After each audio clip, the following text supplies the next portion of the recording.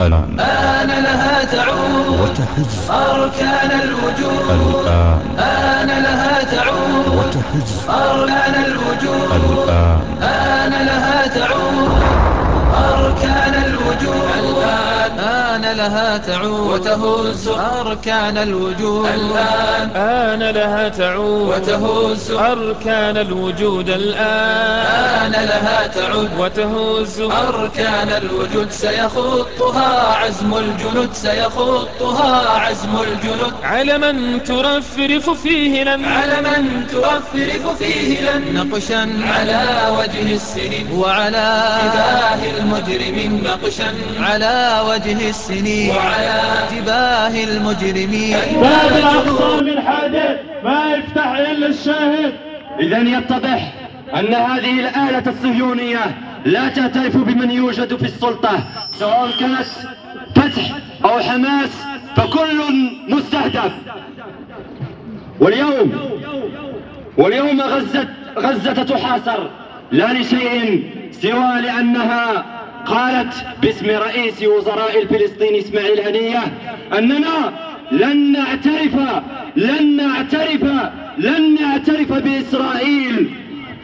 يعيش أهل غزة اليوم في سجن كبير، فلا غذاء ولا دواء ولا كهرباء، محكوم عليهم بالموت البطيء.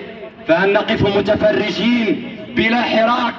كل شخص فينا يستطيع تقديم شيء لفلسطين. وهنا نشيد بما قام به أحد اللاعبين المصريين محمد أبو تريكة في كأس الأمم الإفريقية.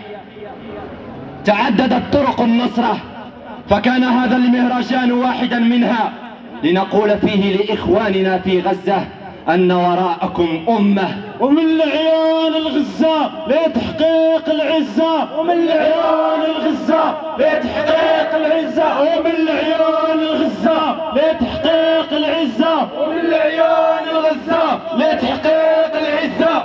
نبدأ بهذا المهرجان مع رجل ناصر القضية، ليس بالبندقية ولكن بأبيات شعرية ترجم بعضها في أغنية فهزت مشاعر الكثيرين عندما استمعوا إليها.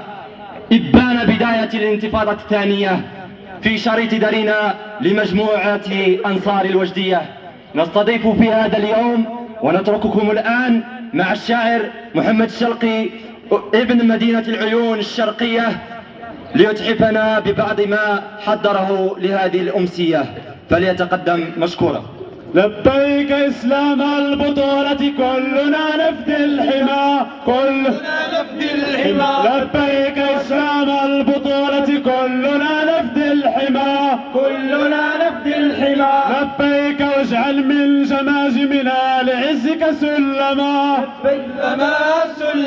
لبيك واجعل من جماجمنا